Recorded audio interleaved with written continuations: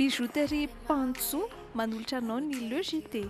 Antitasy tsara be no ampiasaiko, manazava ny endriko sady manala tasy. Tsara be manolotra ho anao ny logité. Irana avokoa ny ankohonana miaraka amin'ny Sparkle, fijery logité. Sparkle vaovao, miramira ndava ny ankohonana. Yoka ny fahombiazany miaraka amin'ny Castel. Castel manolotra ho anao ny logité. Efa azonao tsy fahina amin'ny endriny 5 centilitatra. Couche slippers manolotra anao logité. Telma, safidiko numéro 1 malagasy manolotra ho anao.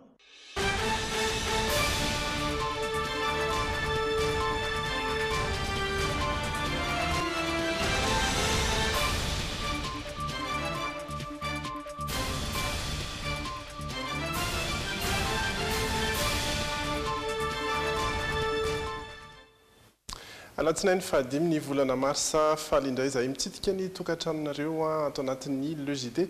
Ireto ny tapany voalohany ho an'ny androany. Tsy mbola voafaritra mazava hatreto ny daty anatanterahana ny fifidianana.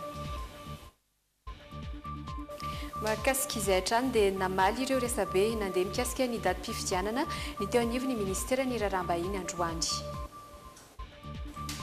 Vaovao ny toetrandro manalavitra ny Madagasikara ilay rivodoza domazila amin'izao fotoana raha nambara ny sampana mpamantatra ny toetrandro etsy Ampandrinomby. Tato anatin'ny herinandro izay tsy latsaky ny 5 ireo olona voaentaka teny Antomadinika sy Mahavoky Besarety. Misy ny fivondronana fikambanana maromaro manomana hetsika iadina amin'ny tsy fandriam-pahalemana sy ny kidnapping amin'izao fotoana.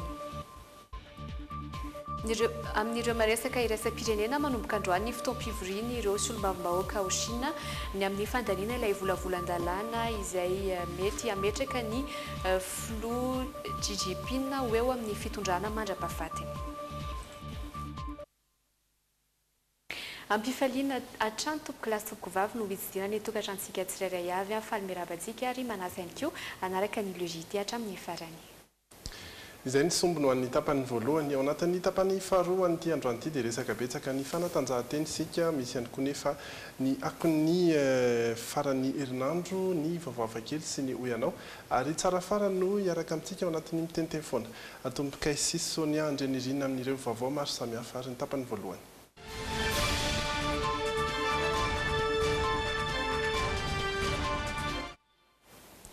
Mahakasika ny fifidianana ary no resantsika indrindra ny daty mpifidianana izay niteraka resabe tato ato. Manamafy ny ao anivon'ny CENI fa tombana fotsiny ihany ny daty izay nomeny ny ministry ny raharaham-bahiny Henri Rabarinjaka farany teo. Raha ny lalam-panorenana amin'izao fotoana izao dia ao anatin'ny 4 novambra sy 5 desambra no tsy maintsy anatanterahana ny fifidianana ny lalam-pifidianana izay dinihana eny anivon'ny anteniera amin'izao fotoana izao kosa dia mamaritra fa ny CENI no manolotra izany daty izany.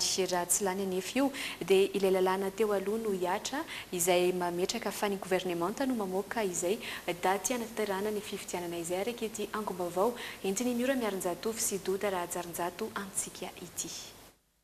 Amin'izao fotoana izao dia mbola ny lalam-pifidianana 24 tsipika aotraotra 5 lany 12 ny volana martsa taona 24 no ampiarina eto amintsika. Voarakitra anatin'ny 15 amin'ny lalàna mifeny fifidianana io fa anjara ny finan-kevitry ny gouvernemanta aloha no mandray didim-panjakana hamaritana ny daty anatanterahana ny fotoam-pifidianana eto amintsika. Ny filan-kevitry ny gouvernemanta no mandray zany didim-panjakana manaika ny mpifidy zany ho tonga hifidy amin'izay vaninandro zany zay lazainy eo io zany les convocations des électeurs no milaza le daty anatanterahana le fifidianana. Etsekilan'izay efa misy ny volavolan-dalàna fehizoro izay andrasana odiny an'ireo andrim-panjakana mpanao lalàna eto amintsika. Raha mikasika ny famaritana ny daty mpifidianana indray dia voarakitra anatin'io volavolan-dalàna io fa anjara ny voameram-pirenena misahana ny fifidianana na ny CENI no mandroso sosokevitra momba ny daty anatanterahana ny fifidianana. Io zany mbola eo amin'ny sehatry ny ady-hevitra zany tsika amin'izao fotoana izao. Tonga zany ny fotoana andanin'ny parlementa ny lalàna vaovao dia manomboka amin'izay fotoana izay zany rehefa promulgué zany hoe avoaka anakery zany le lalàna dia izay lalàna izay indray zany no miatra ka raha otrohatra zany tsika moa zany tsy mahafantatra zay ho fanapahan-kevitra eo fa raha izay zany ny voalazan'ny lalàna hoe manao tolotra tety androm-pifidianana na proposition de calendrier ny CNI dia tsy afa-miala amin'izay lalàna mandrakely zany ny CNI. Mazava kosa nefa ny voalaza ny lalam-pandrenana fa ny fifidianana filoham-pirenena dia tanterahana 30 andro raha tara indrindra ary 80 andro raha aloha indrindra mialohan'ny amarana ny filoham-pirenena ny fotoam-piasany. Izany hoe tsy maintsy ao anatin'ny 4 ny volana novambra hatramin'ny fa 4 ny volana desambra ity taona ity. Fa ao anatin'izay resaka izay indrindra dia nandefa fanazavana fanampy ny antaratasy ny teo anivon'ny ministeran'ny raharaham-bahiny. Voalaza atao anatin'izany fa tombatombana araky ny lalam-panorenana misy eto amintsika no nilazany ministra ny raharaham-bahiny fa anatanterahana ny datim-pifidianana eto amintsika notsindrin'izy ireo ihany koa tao anatin'izany fa mbola andrasana ny andiniany ireo parlementera roa ny volavolan-dalàna vaovao ife ny fifidianana miora ny Arinjato sy Doda Rajarinjato hatrany no mitondra ny antsipirim-baovao. Nanome fanazavana fanampiny tamin'ny alalany ity fampitam-baovao taratasy ity ny fiadidina ny serasera ny ministera ny raharaham-bahiny. Voarakitra anatin'ity fampitam-baovao ity fa raha namaly ny fanontanian'ny mpanao gazety vahiny ny ministra Henri Rabarinjaka dia nanombana daty ny fifidianana ho filoham-pirenena araka izay voalaza ny lalam-pandrenana. Notsindrin'izy ireo tamin'ity fampitam-baovao ity ihany koa anefa fa eo am-pelantanana ireo antenimera ny fandaniana ny volavolan-dalàna amaritana ny fifidianana filoham-pirenena sy solombam-bahoaka eto amintsika. Raha lany izany volavolan-dalàna izany ka azo ampiarina dia anjaran'ny CNI no mandroso sosokevitra momba ny daty anatanterana ny fifidianana iantsona ny mpifidy 20 andro mialohan'ny fandatsaham-bato. Etsy ankilan'izay dia nomafisy ny Prime Ministra Mahafaly Solonandrasana Olivier fa tsy mbola ofisialy ny datim-pifidianana nilazan'ny ministry ny raharaham-bahiny iny fa fanehoan-kevitra tsotra araka ny kajikajy nataony mifandraika amin'ny lalam-pandrenana. Na fomba vaoafa indray kosa dia nanomboka tamin'ny fomba ofisialy androany ny fikaonandohan'ny fiara-miasa iraisam-pirenena ho an'ny vondrom-bahoaka itsinjaram-pahefana malagasy sy frantsay. Fivoriana andiany faharoa izay tanterahina eto Antananarivo mandritra ny 3 andro ny anitatra ny fiara-miasa amin'ny coopérative frantsay io kosa ny tanjona ho ireo ben'ny tanàna izay tafaresaka tamin'ny Miarso Rozoravaka sy Dolpha Rakotoniaina. Ambom-pionan'ny ben'ny tanàna sy ireo tompon'andraikitra isan'ambaratongany eto Antananarivo mandritra ny 3 andro ny fikaonan-doha ny fiara-miasa iraisam-pirenena ny vondrom-bahoaka itsinjaram-pahefana malagasy sy frantsay. Nisantarana ny andro voalohany ny fandefasana horonan-tsary maneho taratra ny fiara-miasan'ny Madagasikara sy Frantsa eo amin'izay lafiny fampandrosoana ny vondrom-bahoaka itsinjaram-pahefana izay. Mitotaly 570 ny komuna ambanivohitra sy Antanandehibe eto amintsika. Saika mitovy kosa ny andrandrainy ireo ben'ny tanàna mandritra izao fikaonan-doha izao dia ny taran'ny fiara-miasa amin'ny coopérative frantsay. Amin'ny sehatra ekonomika ny tena tiako iara-miasa satria mamokatra jirofo sy lavanilina ary vatosoa be dia be ny komuna misy ahy. Zao mitsy zany zay vao tena manomboka tena hitady fiara-miasa satria ny komuna adiko moa dia mpamokatra sakaitany amin'ny ankapobeny raha tamin'ity taona ity zay dia mety mahita eo amin'ny 3,000 taona eo. Ny 12 amin'ireo faritra 20 eto Madagasikara hatreto no efa manana fifandraisana amin'ny faritra any Frantsa amin'ny alalan'ilay antsoina hoe jumelage. Ankoatra ny sehatry ny fambolena sy ny fiompiana, voakasiky ny fiara-miasa ihany koa ny asa-tanana sy ny fizahan-tany. Ho an'ny filoham-pirenena malagasy, fotoana iray anamafisana orina ny politika mpampandrosoana ny fitsinjaram-pahefana ny fikaonan-doha toy izao. Fotoana izay tokony araraotinareo izao ifanakalozana traikefa haitao aira eo amin'ny vondrom-bahoaka isan-karazany amin'ny faritra maro samihafa. Koa ty fiaona an-tampony dia tafiditra amin'ny ezaka izay ataon'ny fitondram-panjakana amin'ny anatratrarantsika ny vina fisandratana 30 sy 2 Ankoatra ny famoronana asa, ny fitantanana eny fotony ary ny fiovan'ny toetrandro, isan'ny loha-hevitra ioambanany atrikasa mandritra ny 2 andro ny fampivoarana ny fiarikarena, ny rano sy ny resaka fahadiovana. andian'ny faharoa ity atao eto Antananarivo ity raha toka efa tamin'ny volana May 4 ny andian'ny voalohany izany hoe 12 taona lasa izay. Mahakasika ny toetry ny andro dia mihamana lavitra hatrany ny Madagasikara ilay rivo-doza du Mazil.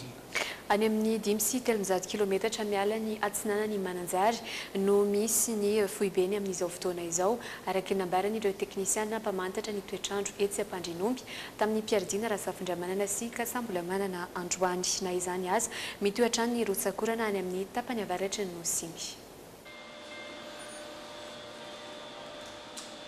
Milamindamina ireo teknisiana mpamantatra ny mety toetry ny andro eto Ampandrinomby amin'izao fotoana izao. Mihamana lavitra ny Madagasikara mantsy ilay rivo-doza du Mazil. Tamin'ny folora maraina teo no nahazona vaovao farany mikasika io rivo-doza io. Any amin'ny 5 kilometatra atsinanany Mananjary no misy ny fohibeny. Mbola eo amin'ny heriny moa zany dia hoe cyclone tropicale izy amin'izao fotoana izany hoe 5 kilometatra ny rivotra miaraka aminy arahana tafiotra mahatratra any amin'ny 20 sy 200 kilometatra isan'ora. Izany hoe mikisany izany dia miana atsimo atsinanana mahafaka 20 kilometatra isan'ora. Na izany aza mbola anorana hatrany ny tapana avaratry Madagasikara. Vokatr'izay ahinany sy ny tondra-drano toy ny miseho an'ny Tomasina amin'izao fotoana izao. Raha araka ny vaovao voaraitany an-toerana mipetraka araka izany ny fanairana mavo ho an'ny Mananjary, Vohipeno, fanairana manga ho an'ny Mampikony, Befandriana Avaratra, Maroantsetra, Sainte-Marie, Fenorivo Atsinanana.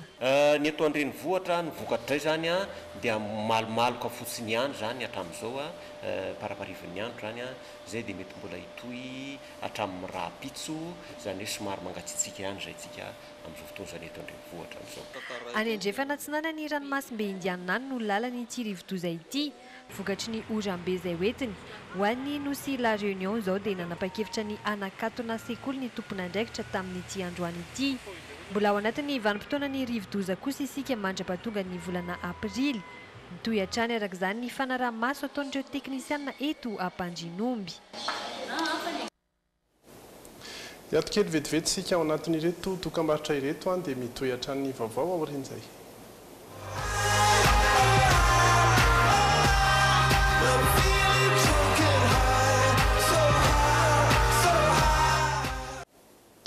Mitohy hatrany ireo vaovao maro samihafa atao anatin'ny tapany voalohany Le JT ihany isika amin'izao fotoana izao efa noresantsika teto ihany omaly ny fifaranan'ny salon du mariage et de la réception sy ny salon du bébé et de la petite enfance izay andian'ny fahafolo ary mirakitra ny fahafolo taonany izay salon izay indrindra ho averintsika hojerena izay fanadihadiana izay.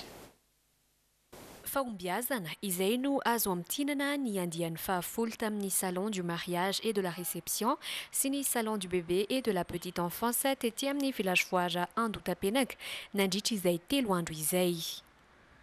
Ankoatra ireo tolotra sy fianambidy manokana dia maro be ihany koa ny vokatra vaovao tsy fahita hatr'izay tazana tetỳ amin'ny salon. Izany hoe tao anatin'ilay 3 andro ny salon zany atao hoe nahafa-po misy ihany ny olona tonga. Tsy dia resaka hoe hitady réservation betsaka ny atao eto moa zany fa ampahafantatra ny olona hoe misy ny asanay zao ny zavatra proposenay zao ny vidiny dia anjaran'ny olona miverina mbola afaka mampitako izy amin'ny mahasalon anazy moa zany amin'ny ankapobeny mahafa-po. Nahafinaritra be aloha hoe tonga ny olona nitsidika avokoa ary nahazo résultat positif zahay amin'ny zavatra rehetra izay nataonay teto. Ny olona moa zany tonga nividy, tonga nametraka proposition koa zareo amin'ny zavatra izay tian-jareo omenay an-jareo amin'ny resaka service zany. Amin'ny ankapobeny aloha nenitombo ny concurrent aloha dia nafinaritra ihany koa ilay izy nandritra ilay 3 andro dia misaotra mikarakara rehetra. Nafinaritra ka tena afa-po izay satria tonga daholo zany ny mpanjifa araka ny eritreretana anazy mihitsy dia mbola vonona ny anao foana izay. Ça va, ça va. L'organisation, ça va. Ni stand, ça va. Tout ce qui est ça va. Toy izany koa ireo mpandray anjara tato amin'ny salon du bébé et de la petite enfance izay nahafahan'ireo ray aman-dreny ny kalabona tsara tamin'ireo karazana kojakoja ho an-jazakely na ny akanjo izany na ny kiraro na ny berceau na ny porte bébé sy ny maro hafa tsy voatanisa. Eny e, azo lazaina hoe afa-po ihany aloha e. Izy moa zany ohatry nisy ataona ihany nisy ihany amin'ny passage sa tamin'ity indray mitoraka ty zany somary varie kely ny produit anay tato en plus nisy remise 35% sur tous les articles atao amin'ny bébé à bord. Zany hoe 3 andro izay dia azo lazaina hoe nafinaritra ny fiarahana dia mirary ny tohizany ny amin'ny manaraka indray.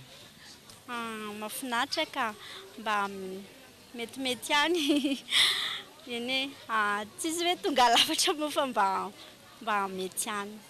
Tsy ny mpandray anjara ihany no nilaza ho afa-po tamin'ny salon fa ireo mpitsidika ihany koa. Ankoatra ireo nijerijery sy tonga naka ny andindininy tsara ho fantatra dia marobe ihany koa ireo nanjifa nanararoatra ny fihenam-bidy. Inona zavatra nahaliananareo tato zao? Mahafinaritra, be da be zavatra mbola misy tsy fahita, tsy ohatrany tamin'ny herintaona ny tsy fahita foana dia androany izy nitombo bebe kokoa.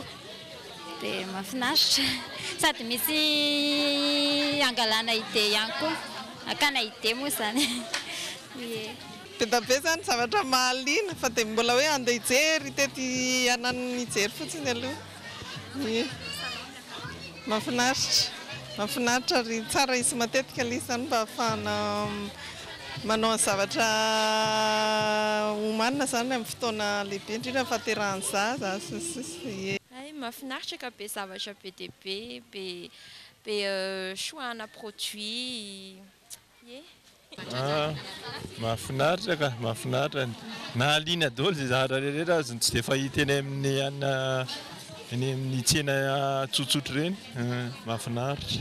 Nahafinaritra ny fahitana ny salon de mariage ny jerenay tato dia salon de bébé. Nahafinaritra satria nahita zavatra vaovao be dia be izay. Amin'ny akabeny samy afa-po avokoa na ireo mpandray anjara na ireo mpitsidika na ny mpikarakara.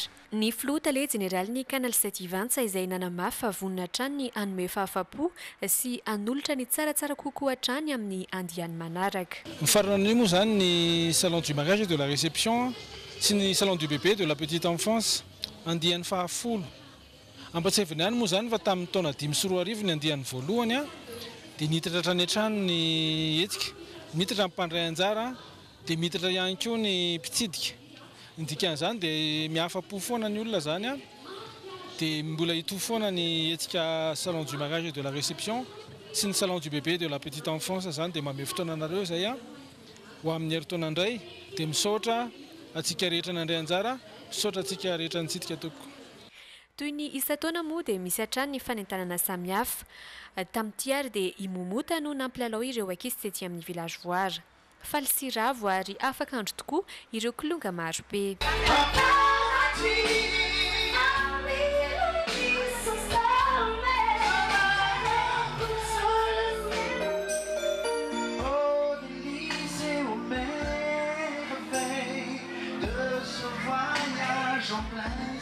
Amin'ny herintaona toy izao indray araka izany ny fotoana manaraka ifanomezantsika amin'ny salon du mariage et de la réception sy ny salon du bébé et de la petite enfance.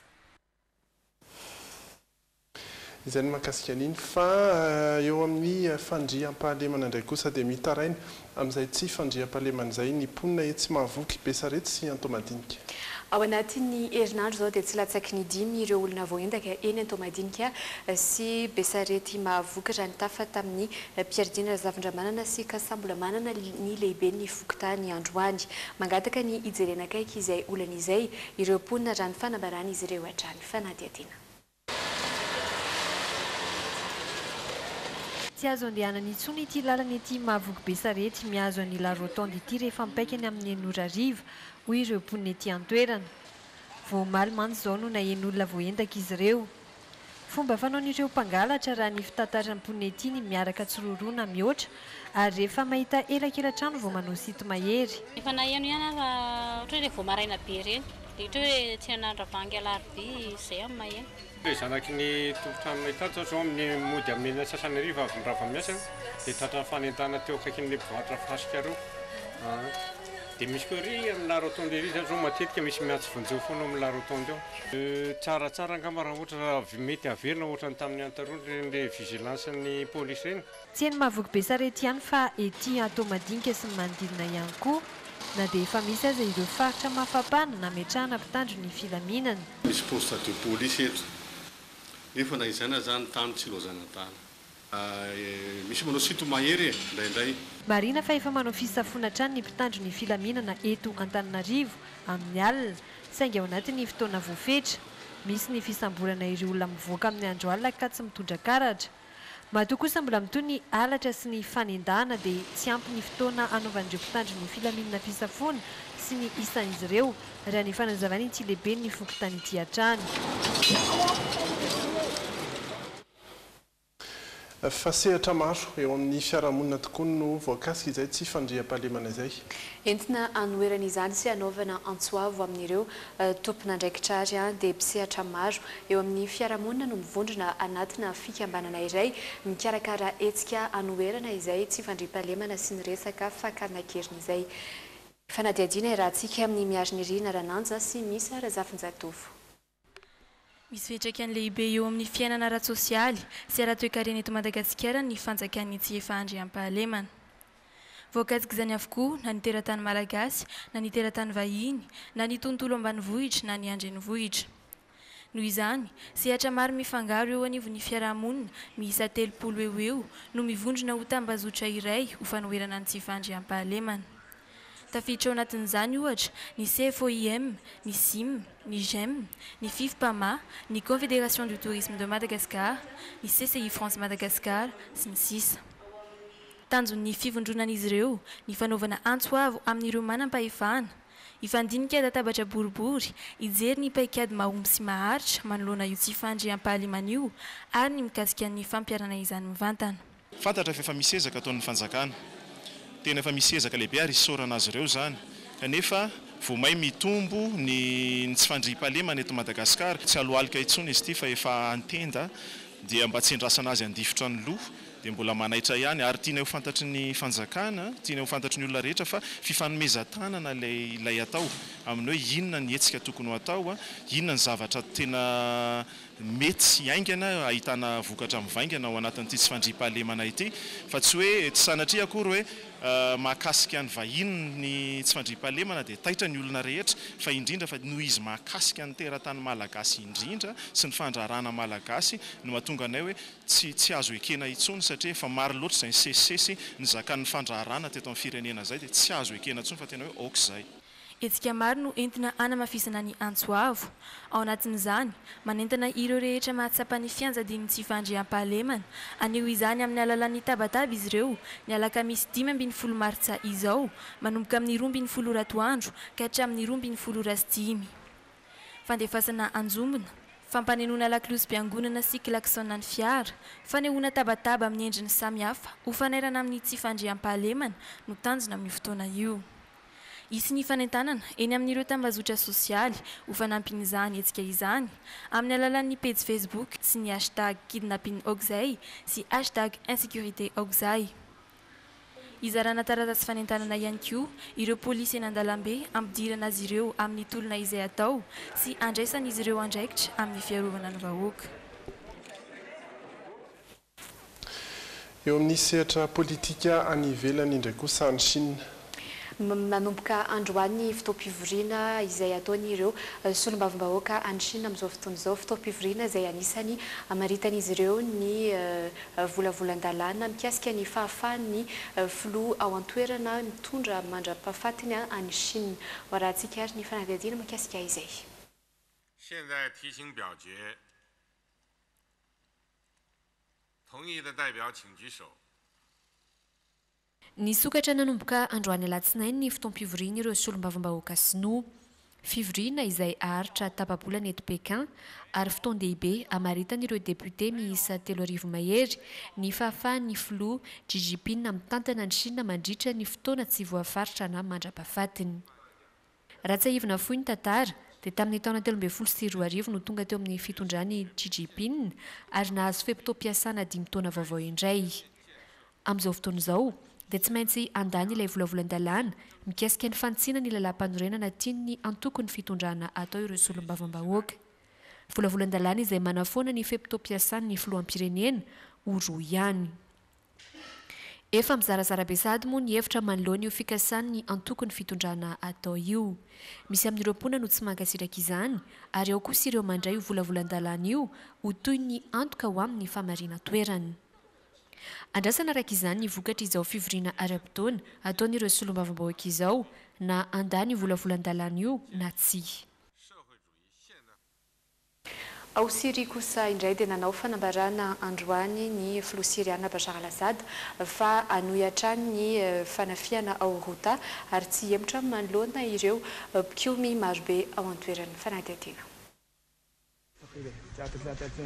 Amin'izao fotoana izao ny 520 isanjato ny tanàna eto Ghouta no efa eo ambany fifehezana ny fitondrana siriana. Androany, mbola nanamafy tamin'ny fanambarana nataony Bashar al-Assad fa tsy emotra manoloana ireo mpikomy marobe eto Ghouta. Nilaza izy fa mbola anio ny hetsika miaramila ao amin'ity faritra miataka kely ny Damasy ity. Fanafiana izay tsy ahivona fa efa naharitra tapa-bolana teo ary tohana ny tafika rosianina. Une semaine après le vote d'une trêve humanitaire, les Nations Unies... Raha ny antotanisy hatreto dia manodidina ny 500 ireo olon-tsotra namono aina nandritra ny ady. Rava ary potika tanteraka tokoa ny tanàna ny Ghouta ankehitriny raha ireto sary amin'ny satelity ireto. Simba avokoa ireo foto-drafitrasa maro hany ka tanàna mangady ady sy samitazana. laissant place à un champ de ruines. Herinandro ety aorian'ny latsabato mikasika ny fampitsarana ny ady eto Ghouta, miezaka ny mandefa fanampiana maro lafy ho an'ireo mponina manodidina ny efatretsy eto an-toerana nanomboka androany alatsinainy ny firenena mikambana. Izay ireo vaovao maro samihafa nentina tamintsika tato anatin'ny tapany voalohany ny logité ireto indray kosa ny lohateny ho an'ny tapany faharoa.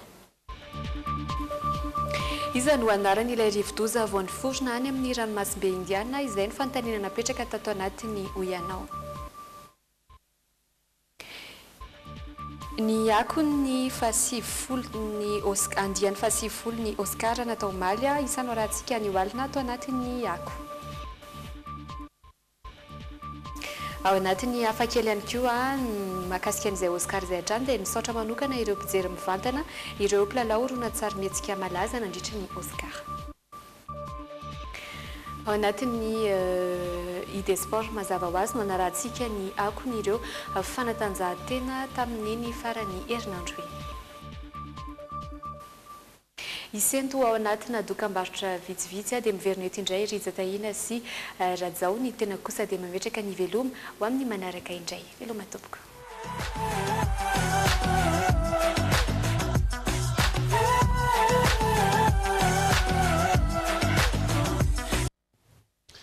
Mitoeary ny logité tapany faharoa indray sika manomboka eto ary hitanareo zao fa ny tenako miaraka amin'ny tsara fara.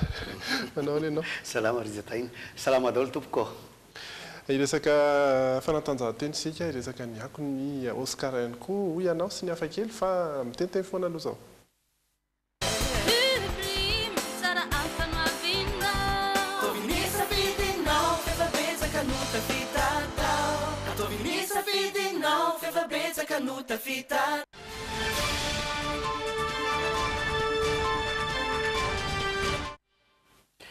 Ya mitoy ny savorovorokilatoana averitra indray savorovorokilatoana eny amin'ny gara routière eny Maki. Antony lazako hoe savorovorokilatoana dia satria tsika miova rafitra miova miala amin'ny mahazatra dia tsy maintsy misy izay savorovoro izay kanefa ny latoana ary matokoa le izy resahana dia mba hananatsika zavatra tsaratsara kokoa. Ohatra ny trangateny zany zao tamin'ny omaly dia eny moa zany tsy azo atao ny mitondra an'ireny letatra madinidinika maromaro mitsofoka ao anatin'ny gara reny tsy misy tsony reny dia eny koa zany tsy azo atao koa mitondratondra hani-masaka sy mivezivezy eny amin'ny varotra tsara zany ary zay dia mangataka ny atety hoe toizana hatramin'ny farany lisy fa hita mihitsy hoe tsy ampy an'le cafétéria ao anatiny ao satria misy cafétéria ao zany natao isakafoanan'ny olona rehetra tsy mitovy ny any paosiny tsirairay dia raha ny fahitako azy zany dia tokony hisy restaurant ao le raitra dia raitra satria betsaka mety mahatakatra an'izany dia misy ny cafétéria io fahitatsika io fa tokony isy ihany koa le hôtely le hôtely gasy zany le varsy loka fotsiny eo fa ngady mba mety hoe 2 na 500 ny vidiny reo dia hoan'le mpitatitr'etan'ireo sy le hoan'le chauffeur satria zareo rehefa tafiditra ka ao ny miasa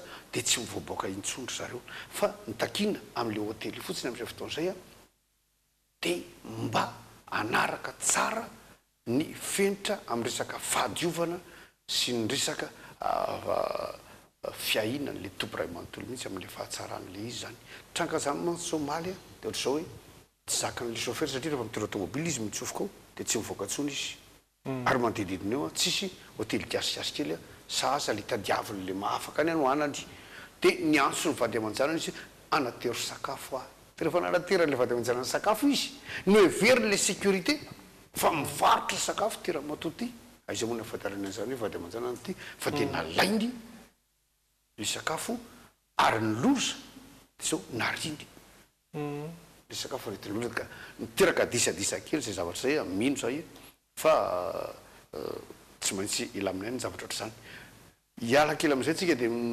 resaka kely mikasika an'le salon karakarain'ny canal CTV tena isorana be deabe ny mpikarakara satria tena fifaliana sy ny tombony ho an'ny mpanjifa amin'ireny dia tonga ianao amin'ny toerana anankiray dia tapakila anankiray no alohanao ka na hividy ianao na hanjifa ianao dia manana tombony be ianao satria reo magazay rehetra rehetra reo mpivarotra rehetra eto Antananarivo ary toerana Madagasikara mihitsy aza zany hitanao ao amin'ny toerana anankiray io fa raha ireo toerana reo raha ireo tsenareo no tetezinao erana Antananarivo gambana herinandro aza tsy voatetinao fa dia tombony lehibe zany omenantsika mpanjifa ny fisiny le salon ohatran'ireny dia tongotsika manjifa ao anatin'ny tapakandro dia efa hitantsika daoly ny zavatra tokony ilaitsika ary eto koa nefa dia manaitra ihany koa zay tanora mikarakara hoe anamba fanambadinana na ny mpivady hiteraka kely ihany koa fa raha heritaona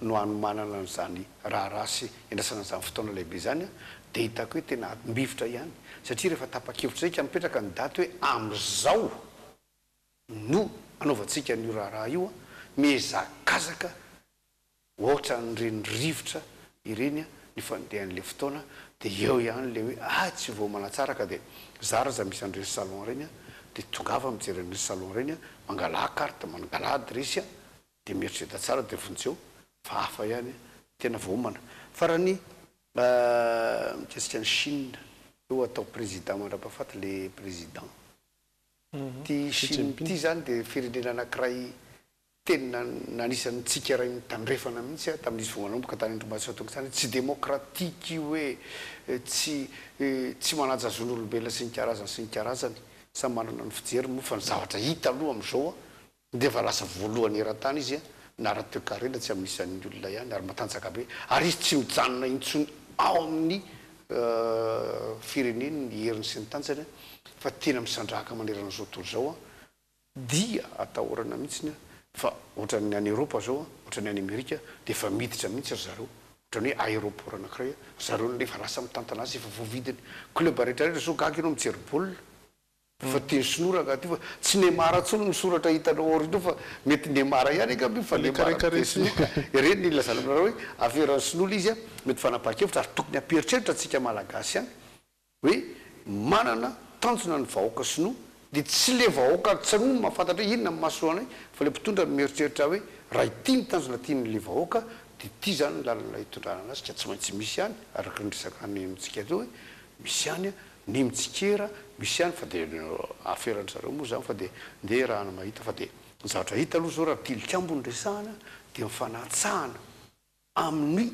fahasairana ny olona ny tarehan'ny tilikambo rehefa sahirana ny olona ara-pivelomana ara-bola dia tsy voakarakara koa ny tilikambo dia tsika anaraka kely reto tilikambo reto ao anatin'ny commune Anosiala etsy amin'ny district Anambohidratrimo tsy dia lavitra tsy dia lavitra zao ny tilikambo ny ekara Ambatomena misy Ambatomena ao amin'io Anosiala io dia mifanakaiky amin'io tsy lavitra niny FJKM mifanakaiky kely arabe manelanelany zareo reo mbola tsy azo hitarafana ny fanotran'ny olona reo satria ny olona ao anaty fiangonana ihany inkeno asena anaovana rakitra dia anaovana ny asa ohatran'izao e amin'ny hoe loko zany zao ohatra ny mety mbola tsy vita ty lo mbola milaminy ty fa vitantsika eo manahirakirana kokoa no manaraka amin'izao jerentsika ny sary manaraka io a dia tilikambo ny ekara ndray io a ambody tsy meloka rehefa tena jerena kaika tapany ambany ihany ny voaloko fa ny ambony tsy voakaraka kojakoja itsony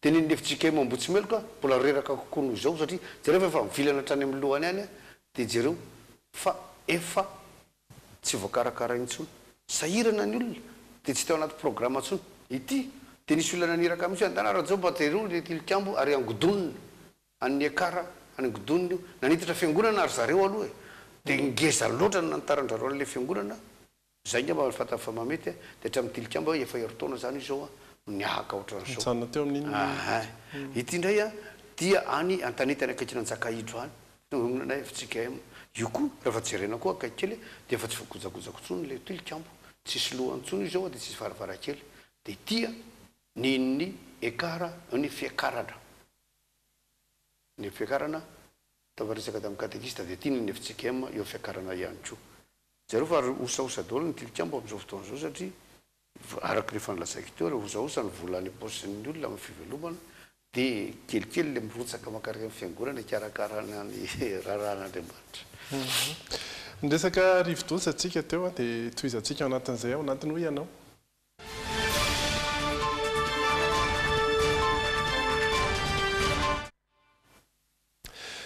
rivo-doza zay a manana ny anarany tahaka ny rivo-doza rehetra voaingana ihany izy ity no nahazo anarana tamin'ny sabotsy teo fantatsika teny an-dalambe teny ara ve ny anaranyity rivo-doza nandalo atsy amin'ny ilany atsinana ny Madagasikara ty inona kany anaran'le cyclone vao mifogona any amin'ny ranomasimbe indiana Dumasil dia inona ny miainareo mikasika anazy io mandala ny faritra atsinanana fotsiny izy miavy any avaratra dia midina makany atsimo tsy tena tsy tadidiko mihitsy nao manaraka tena anarana ino cyclone le ranomasimbe indiana tona zao zany tsy manara vaovao mbola tsy naino iny nisy cyclone mihitsy nareo any amin'ny ranomasimbe indiana nefa eny fotsiny mbola anarany tsy haiko tsy fantako tsy mbola enina tamin'ny vaovao mihitsy mbola tsy nahenako mbola fantatro fotsiny hoe misy cyclone fa le anarany mbola tsy fantatro mihitsy efa nahena hoe nisy cyclone tonga fa fantatro hoe mbola tsy miditra eto amintsika le izy zay fotsiny fantatro momba le izy di tsy haiko di baoasa tsy haiko ohatr'izay hoe mahery be ohatran'le ava hoe ny rambony aloha ny henoko fa tsy haiko hoe tena zay marina ve sa ho avy amangetika ihany tamin'ny heritaona mantsy antsika le 8 mars le tao anaty cyclone dia zao ndreo ho avy 8 mars dia sao dia marina raha tadidiko ohatrany efa henoko le izy fa tsy dia tadidididiko tsara hitako tamin'ny télé mihitsy fa tsy ihany henoko le izy fa le anarany tsy haiko tsy Dimasil ny henoko ay hoe any Antala tany Antala ny henoko dia hoe tsy hiditra eto fa ny anany ihany ny ara-tsy nandro entiny ihany tena tsy fantatro mbola tsy naino resaka andro ratsy mihitsy fantatro fotsiny hoe misy andro ratsy fa tsy fantatro le anarany tena marina rehetra raha mbo fantatro tena tsy fatsy za koa tsy maharaka vaovao oatra e mbola tsy hainao mihitsy zany hoe misy andro ratsy fantako hoe nisy cyclone dia vadika anakany la réunion le izy zay ngamany raha tsy vadiso nomboka dilo izy fa tsy tadidiko vanjerika zay fa tsy dia nananina loatra e zay ny tena marina tsy mbavana mpanao kely be hoe manomboka amin'ny dilo izy dia mety hoe inona duma tsaitsako tena tsaiko aloko sao dia miteniteny foana ka omezan'olona fotsiny ka tsaiko e dia zay no loko marina sarotra tadidina tokoa aloha le anarana satria tsy mahazatra duma marina le voalohany fa Dumasil tsy haiko na zay tokoa ny famakiana azy na Dumazile na satria Swaziland no nametraka n'io anaran'io a ary anarana vehivavy hono zany demoiselle raha ty zany demoiselle ny zavatra tiako tenena aloha dia zao ty orana avy be eto amintsika amin'izao fotoan'izao ty a tsy dia avy amin'io cyclone loatra satria efa tafidiny fa misy zone de convergence intertropicale ry ambony ary dia tena mandrakotra tanteraka ny Comore sy Indiana iny ka mahatonga ny toetrandro aty amintsika tena orana be mihitsy amin'izao fotoana zao mbola resantsika any zareo aveo rehefa amin'ny météo dia ny raha le anarana teo fotsiny iverenana Dumazile Swaziland ny manaraka eo raha mbola misy raha atao hoe sanatria raha mbola misy dia Eliakim no anarana izay nomeny Kenya ary anarana Leila ilay Eliakim izay atolotry Kenya io hitantsika eo moa izay raha isy na tsisy hivadika kely anatin'ny ako isika.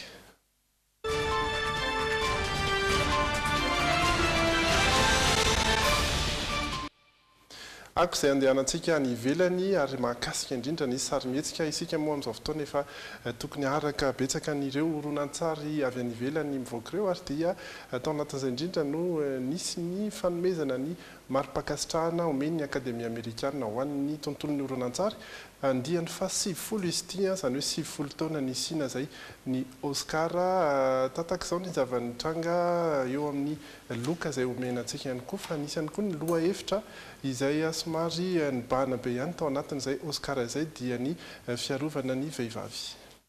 Tsapa tamin'ity Oscar andiany fa 70 ity fa nahoraka ny raharaha Harvey Weinstein mpamokatra horonan-tsary mpanefoefo izay endrikendrehan'ireo vehivavy maro fa nanadala azy ireo ary misy tonga tamin'ny herisetra ara-nofo mihitsy ho an'ny sasany. Tsikaritra voalohany tamin'izany ny tsy nanasan'ny akademia intsony an'ity mpamokatra ity na dia mbola tsy nisy aza ny fiampangany ny fitsarana azy. Vao nisokatra ny lanonana dia nitodika tamin'ilay tsangam-bato i Jimmy Kimmel izay mpanolotra ny lanonana. Nilaza izy fa endry ny Oscar mipetraka tsara ny tanany tsy mikitikitika hoy izy ary indrindrindrindra tsy misy filahina izy. And most importantly, no penis at all. He is literally a statue of limitations. Nanampy izany ihany koa ny pinsa kely nentin'ny ankamaroan'ny vahiny nilaza hoe times up midika hoe tapitra ny fotoana. Tapitra ny fotoana ho an'ireo fanararaotana ara-nofo isan-karazany. Mbola nanamafy izany ihany koa i Frances McDormand mpilalao vehivavy mendrika indrindra tamin'ilay horonan-tsary hoe Free Billboards, les panneaux de la vengeance. Nandritra ny teny fisaorany dia niantso ireo vehivavy rehetra manana asa Hollywood izy hitsangana ampisehoana hoy izy fa betsaka isika ary matanjaka.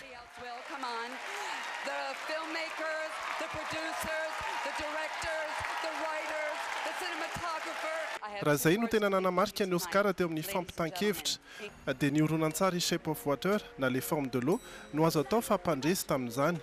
Oscar efatra no azony, ny Oscar ny horonan-tsary tsara indrindra, ny ho an'ny mpanantotosa Guillermo del Toro, ny haingon-tsehatra tsara indrindra ary ny mozika tsara indrindra. Cette chose vous semble peut-être humaine. Ça se tient sur deux jambes, pas vrai? Nous irons jusqu'au bout. Jamais nous ne nous rendrons. Dunkerque kosa no horonan-tsary nahazo ny rindra-tsary na montage tsara indrindra sy ny rindra-peo tsara indrindra. Voatendry ny akademia ho mpilalao mendrika lehilahy kosa i Gary Oldman tamin'ilay horonan-tsary hoe Les Heures Sombres. Horonan-tsary izay nahazo ihany koa ny Oscar ho an'ny taovolo sy maquillage tsara indrindra. Parce que sans victoire, il ne saurait y avoir de survie.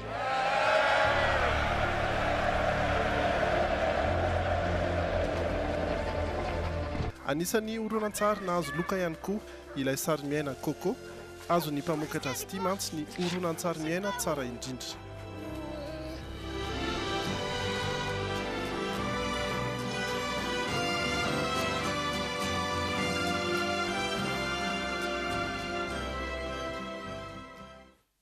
Izay ny sombotsomony amin'ireo loka satria marobe ny Oscar izay zaraina ao anatin'izay.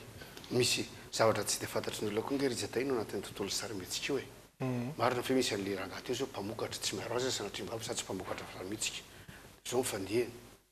Mpanga sy ahiahin'ny olona izy manodonalonana sy manodikodina ny loha le vehivavy manodidina azy.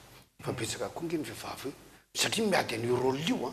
Hoe misy tantara anankiray mitranga dia hoe za live ilalao an'io, allo anahako ny rôle principal an'io, allo zano ilalao an'io dia manao avance ihany koa ny vehivavy. Ahoana ny fanarahana fa mba allo mba iza ilalao an'io rôle io.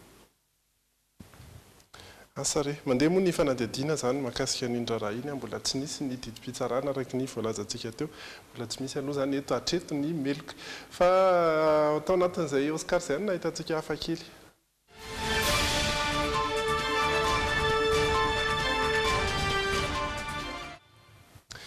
hafakely izay nataony pilay paneta na mpanolotra Jimmy Kimmel izy ity satria rehefa nandeha ny fisaorana isan-karazany moa rehefa mandray loka tahaka ireny dia izy no matetika isaorana voalohany dia ny mpamokatra, ny mpanatotosa, ny ray aman-dreny, ny fianakaviana izay foana matetika no miverimberina ary dia nampatsahiviny Jimmy Kimmel atao matetika adinonareo ny mpijery ireo olona izay nijery ny sarimihetsika hatramin'izay na dia hoe tsy nandray anjara tamin'ny fifidianana izay hahazo ny Oscar ary izy ireo dia manohana trano kosa ny sinema maneran-tany sy any États-Unis dia izay indrindra no nahatonga azy nanome an'ity sosikevitra iray ity isaorana ny mpijery mivantana.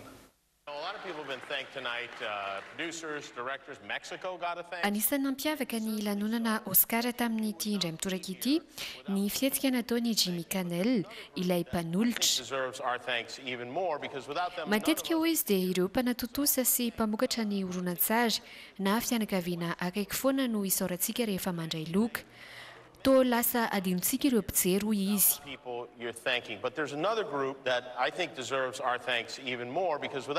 Andao isika isotra manokana ireo mpijery androany ireo olona tazantsika amin'ny écran ireo dia mijery ny horonan-tsary A Wrinkle in Time etsy ampitetsy. Tsy misy mahalala izy ireo hoe tazantsika fa izao andao isika ho any ary isaotra azy ireo.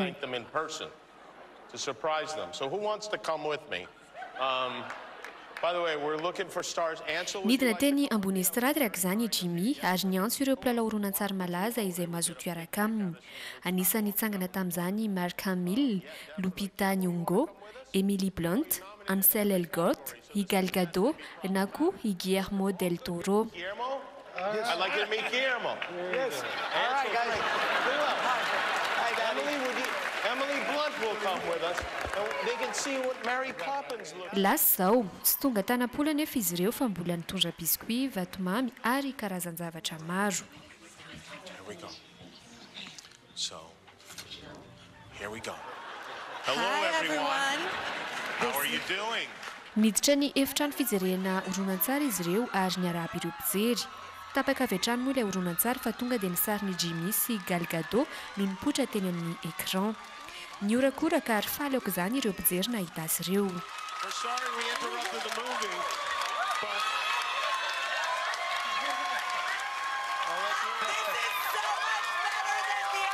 Anomboako azy dia tiako ny milaza aminareo fa mandeha mivantana amin'ny fandarana Oscar isika izao.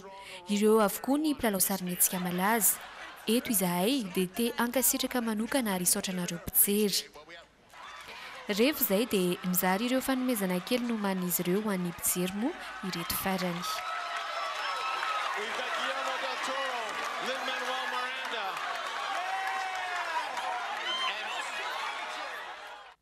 Rariny loatra. Ary mino fa ho an'ilay olona tsy dia ilay fanomezana loatra fa ilay nahita n'ilay mpilalao sarimihetsika nivantana teo ny tena nahafaly. Ilay fihetsika le zavatra totra moa hoe avoky ina fa dia ilay fihetsika le natao mihitsy tsy le hoe mahita mivantana. Tsy efa tsy nampaninana zareo na nitapahana ara ilay horonan-tsary jereny. Mety mbola ito ihany koa iny rehefa avy eo moa izany. Ny antony moako dia izao hoe raha manao radio tsika dia ny sazy goavana indrindra atsika dia tsisy miaino ny radio atsika. Manao télé tsika tsisy mpijery ny télé atsika. Manao gazety tsika tsisy mpamaky ny télé atsika. Izany ny sazy goavana indrindra ho an'ny mpanao haino manjery. Kanefany dia rehefa misy lanonana ohatran'ireny zany dia adino izy dia zao zany izy nahazo ny anjarany. Ary dia tsara vitany ihany ireo mpijery eo mino be dia be zao mba maniry raha mba tsika ny tao anatin'ny trano iny fanatanjahantena.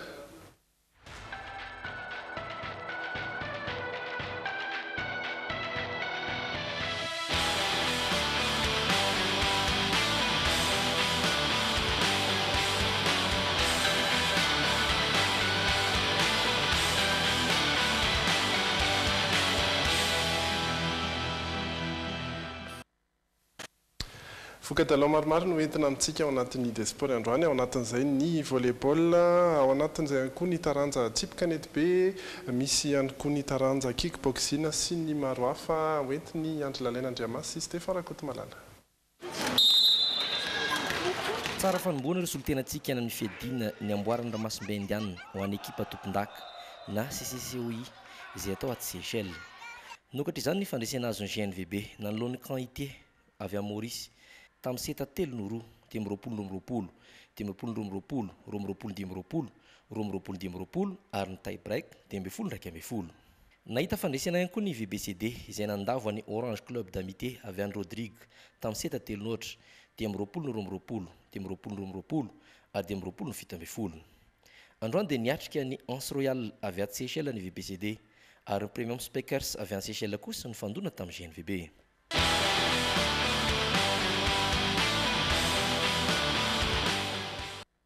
Mba hafantana izay solotenantsika any amin'ilay fananana respirena ataon'ny Côte d'Ivoire ny farapara ny vola martsa avy izao dia karakara fanana an'olondroa boss elite ny fédération malagasy tarantsipy kanety be atao any amin'ny CBT Mamasina. Fifanana zio tanterana ny farinandro avy io. Vola be rahatao no loka ny Côte d'Ivoire. Doublety boss izy io marihana fa doublety boss zany hoe boss ray dia elite ray.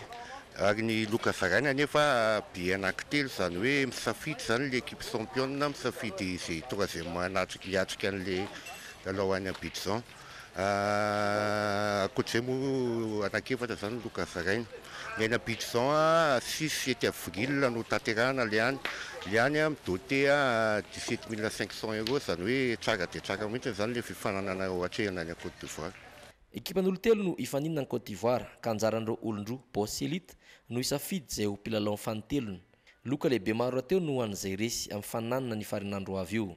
Efa misokatra amin'ny fisoratanarana ka ho 10 metsy ariary ny saran'izany.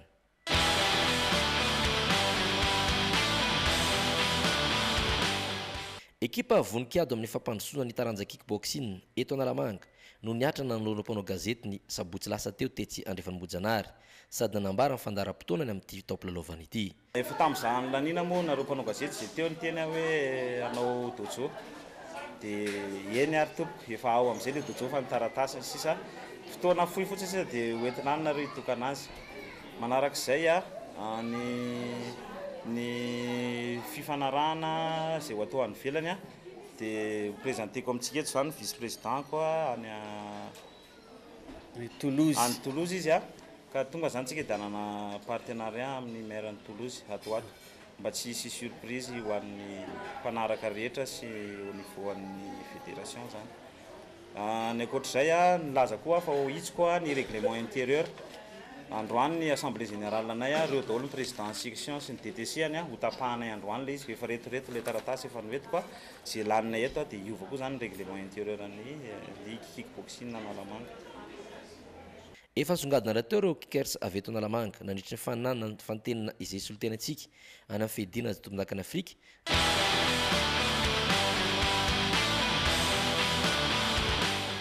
Tontosany alarobia lasa teo teny amin'ny ANSMP Flou ny fifidianana nanavozana izay mpitantany ny Azoemi na ny fikambanana ara-panatanjahantena eny anivon'ny mpiasa-panjakana. Marina teo nisy ny Azoemi nisy ny Azoemada dia na coordonnateur national anay satria niravana daholo izy ireo noho zay conflit zay adiady zay sy fianarana zay dia napetraka ny CISEF dia zay nitantana ny CISEF teo nahatongavana hatra amin'izao fifidianana zao. Dika midika zany fa iray ny fikambanana mitantana ny fanatanjahantena eny anivon'ny mpiasa-panjakana eraky ny Madagasikara. Tsisy sony faharoa. Ny Floa avy eo no mandravitra ny ekipany amin'ny fahalalahana, tsy diran'ny ministera, tsy diran'ny antoko politika, tsy diran'ny izaniza fa zony alalan'ny feno sala amin'ny association rehetra no manao n'izay biraon'izay. Lany Floa tamin'izany John Love. Izy ny ekipa ndray zany no anomana sy ikarakara ireo fananana ara-panatanjahantena enivon'ireo mpiasa-panjakana.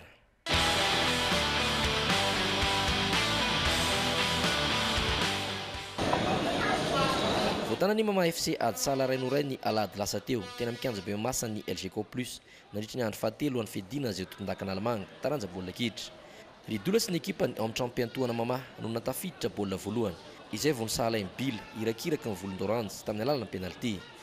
Teo alohan'io dia lavinesa Demata amin'ny isa-mazava roa nohatra ny tana formation FC. I Angelo avokoa nampiditra ireo baolina ho an'ny ekipa ny Seram-Permidiny ireo. Teny Carion kosa dia lavin Cospen tamin'ny isa-telonoroa ny Cosfa. Vaovao ny taranja baolina kitra dia hitolakandro io no nanainga ho an'ny Maurice ny Fosa Junior tompony amboara Madagasikara mba hifandona amin'ny AS Sport Louis 2000 tompony amboara ny Maurice. Lalao izay ataony alarobia tolakandro avy izao. Tafiditra ao anatin'ny fantsanana iadina amboaran'ny Confédération africaine taranja baolina kitra.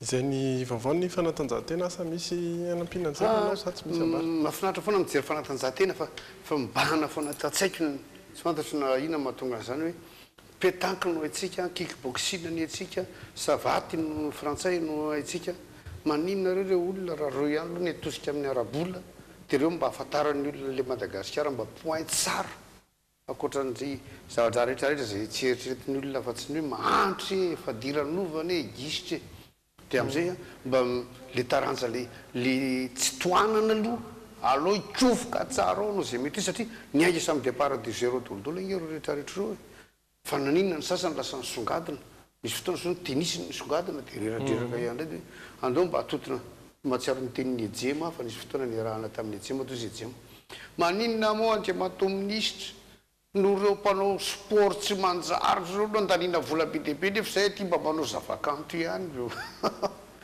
misy tafitany ivelany ie izay no mahakasika an'iny ary fa hijery ny toetry ny andro sika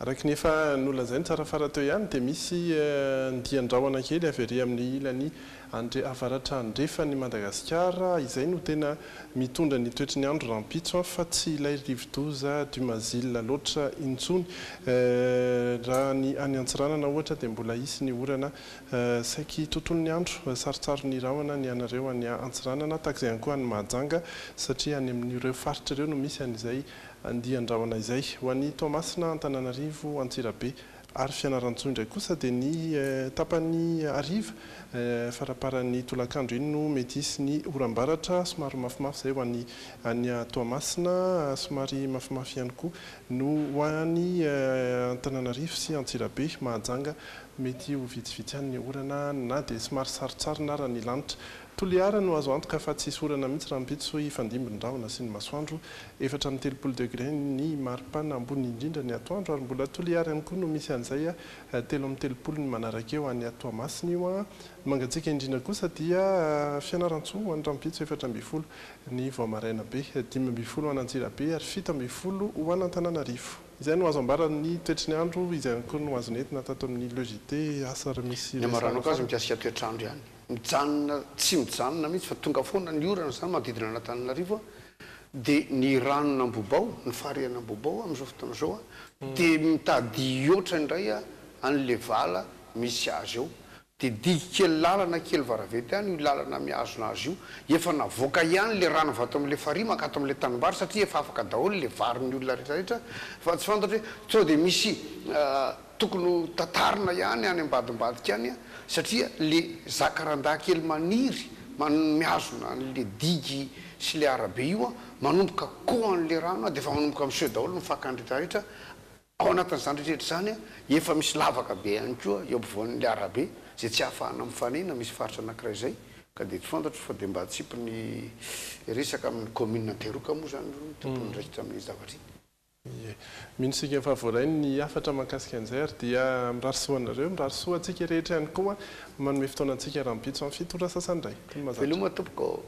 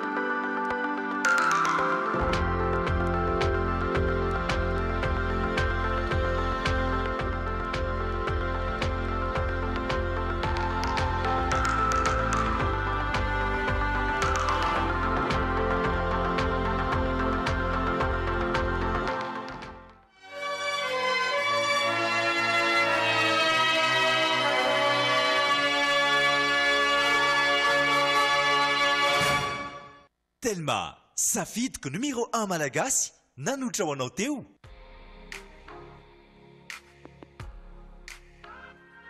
Bijouterie Pantso manolotra anao ny logité. Irana avokoa ny ankohonana miaraka amin'ny Sparkle fijery logité. Sparkle vaovao miramira ndava ny ankohonana. Yoga ny fahombiazana miaraka amin'ny Castel manolotra ho anao ny logité. Efa azonao tsy fahina amin'ny endriny 5 centilitatra. Couche slippers manolotra anao logité. Anti-tache tsara be no ampiasaiko, manazava ny endriko sady manala tasy. Sara be nanolotra anao teo ny logité.